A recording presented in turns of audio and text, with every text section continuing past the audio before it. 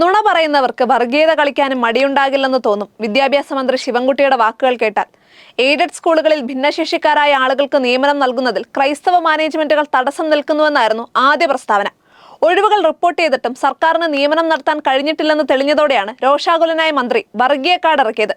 മതവും ജാതിയും നോക്കി വിരട്ടാൻ നോക്കേണ്ടെന്നും കോടതി വിധി അനുസരിക്കണമെന്നുമാണ് ഭീഷണി. ഭിന്നശേഷി ഒഴിവുകൾ നികത്താൻ സർക്കാർ പരാജയപ്പെട്ടതിനാൽ സ്ഥിര നിയമനം മുടങ്ങിയ മറ്റ് അധ്യാപകർക്ക് വേണ്ടി ശബ്ദിക്കുന്നതിൽ എന്ത് മതവും ജാതിയുമാണ് ഉള്ളതെന്ന് മനസ്സിലാകുന്നില്ല. ഇങ്ങനെയൊക്കെ വസ്തുതകളെ വളച്ചൊടിക്കണമെങ്കിൽ വർഗീയതയുടെ കനൽ ഒരു തരിയെങ്കിലും ഉള്ളിലുണ്ടാകണം. തീർച്ചയായും ആത്മപരിശോധന നടത്തണം. 16,000 അധ്യാപകരാണ് മഴയത്ത് നിൽക്കുന്നത്. 10,000-കണക്കിന് വിദ്യാർത്ഥികൾ. വർഗീയ ധ്രുവീകരണമല്ല സാർ, വകതിരിവാണ് വേണ്ടത്. 5 വർഷത്തിലധികമായി സർക്കാരിന് പരിഹരിക്കാൻ കഴിയാത്ത പ്രതിസന്ധിയാണ് എയ്ഡഡ് സ്കൂളുകളിലെ ഭിന്നശേഷി അധ്യാപകരുടെ നിയമനം. ഈ 4% സംവരണം നടത്തിയില്ലെങ്കിൽ മറ്റ് അധ്യാപകരുടെ സ്ഥിര നിയമനം നടത്താനാവില്ല. സർക്കാരാണ് അധ്യാപകരെ കൊടുക്കേണ്ടതെങ്കിലും പൂർണ്ണമായും കഴിഞ്ഞിട്ടില്ല.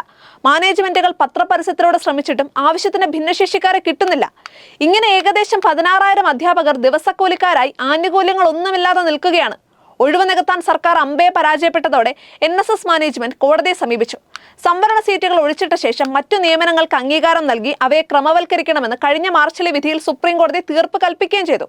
സമാന സ്വഭാവമുള്ള സൊസൈറ്റികൾക്കും ഈ ഉത്തരവ് നടപ്പാക്കാമെന്ന് സുപ്രീം കോടതി തന്നെ പറഞ്ഞിട്ടുള്ളതുമാണ്. പക്ഷേ സർക്കാർ ഒഴിവ് നികത്തില്ല, മറ്റു നിയമനങ്ങൾ ക്രമപ്പെടുത്തുകയുമില്ല. ഈ കെടുകാര്യസ്ഥത മറയ്ക്കാനാണ് നുണകളും ഒടുവിൽ വർഗീയ കാർഡും വീശുന്നത്. ക്രൈസ്തവ മാനേജ്മെന്റുകളുടെ മാത്രം പ്രതിസന്ധി അല്ലെങ്കിലും വിഷയം ചൂണ്ടിക്കാണിച്ചതിനാൽ മന്ത്രിയുടെ കലി അവരോടായി. സർക്കാർ അനുശാസിക്കുന്ന വിധത്തിൽ ഭിന്നശേഷി നിയമനവും ആവശ്യമായ ഒഴിവുകളും നിലനിർത്തിയിട്ടുണ്ടെന്ന സത്യവാങ്മൂലം ക്രൈസ്തവ മാനേജ്മെന്റുകൾ സർക്കാരിനും കോടതിക്കും നൽകിയിട്ടുമുണ്ട്. പക്ഷേ വിഷയവുമായി ഒരു ബന്ധവുമില്ലാത്ത കാര്യങ്ങളാണ് മന്ത്രി പറയുന്നത്. മതവും ജാതിയും നോക്കി വിരട്ടാൻ നോക്കണ്ട, കോടതി വിധി അനുസരിക്കണം. എയ്ഡഡ് സ്കൂളുകളിൽ 5,000-ലധികം ഒഴിവുകളുണ്ട്. അത് റിപ്പോർട്ട് ചെയ്യാത്തവർക്കെതിരെ നടപടി ഉണ്ടാകും. LDF-നെതിരായി എക്കാലത്തും നിലപാട് സ്വീകരിച്ചവരാണ് സമരവുമായി രംഗത്തെത്തിയിരിക്കുന്നത്. ഗവൺമെന്റ് കീഴടങ്ങില്ല. പണ്ട് വിമോചന സമരം നടത്താൻ സാധിച്ചിട്ടുണ്ടാകാം, ഇപ്പോൾ നടത്താൻ സാധിച്ചെന്ന് വരില്ല. സ്വകാര്യ മാനേജ്മെന്റുകളുടെ കാര്യങ്ങളുമായി ബന്ധപ്പെട്ട നിയമങ്ങളും അവർക്കുള്ള ആനുകൂല്യങ്ങളും വിദ്യാർത്ഥികളുടെ കാര്യങ്ങളും ഗവൺമെന്റ് സംരക്ഷിക്കും. ആദ്യ പ്രസ്താവന നുണയായിരുന്നുവെങ്കിൽ ഇത്തവണ വർഗീയത കൂടി തിരികെ കയറ്റി.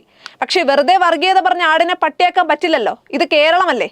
ഈ മന്ത്രിയുടെ പെരുമാറ്റത്തിൽ സർക്കാരിന് ഒരു പ്രത്യേകതയും തോന്നുന്നില്ലേ? ആരാണ് മതവും ജാതിയും നോക്കി സർക്കാരിന് വിരട്ടിയത്? ക്രൈസ്തവ മാനേജ്മെന്റുകളുടെ സ്കൂളുകളിൽ മാത്രമാണോ ഈ വിഷയമുള്ളത്? ഈ സർക്കാരിന്റെ കെടുകാര്യസ്ഥതയിൽ കുടുങ്ങിപ്പോയ 16,000 അധ്യാപകരും ക്രൈസ്തവരാണോ? അവർ പഠിപ്പിക്കുന്ന 10,000-കണക്കിന് വിദ്യാർത്ഥികളെല്ലാം ക്രൈസ്തവരാണോ? ഇതൊന്നുമല്ലെങ്കിൽ തെരഞ്ഞെടുപ്പ് അടുത്തതുകൊണ്ട് എന്തെങ്കിലും ജാതിമത ധ്രുവീകരണമാണോ ലക്ഷ്യം? LDF-നെതിരായി എല്ലാ കാലത്തും നിലപാട് സ്വീകരിച്ചവരാണ് ഇപ്പോൾ സമരവുമായി രംഗത്തെത്തിയതത്രേ.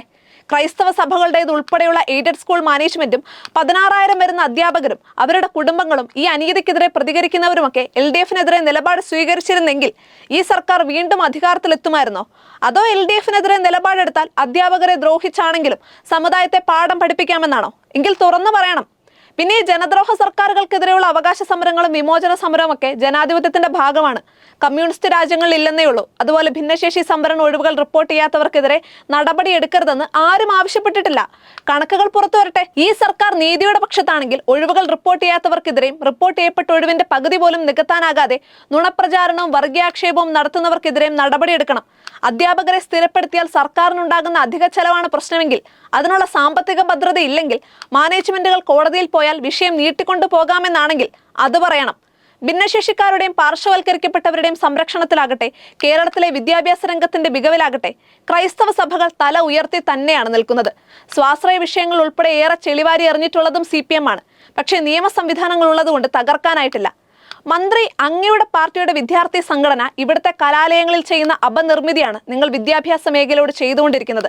റാഗിംഗ്, ആൾക്കൂട്ട വിചാരണകൾ, മാർക്ക് തട്ടിപ്പ്, നേതാവിന്റെ സ്ത്രീവിരുദ്ധത, സർവകലാശാലകളിലെ പിൻവാതിൽ നിയമനങ്ങൾ, അക്രമം, ഗുണ്ടായിസം.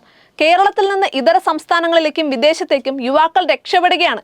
മറക്കരുത്, വിദ്യാഭ്യാസത്തെ രാഷ്ട്രീയ അഭ്യാസമാക്കരുത്.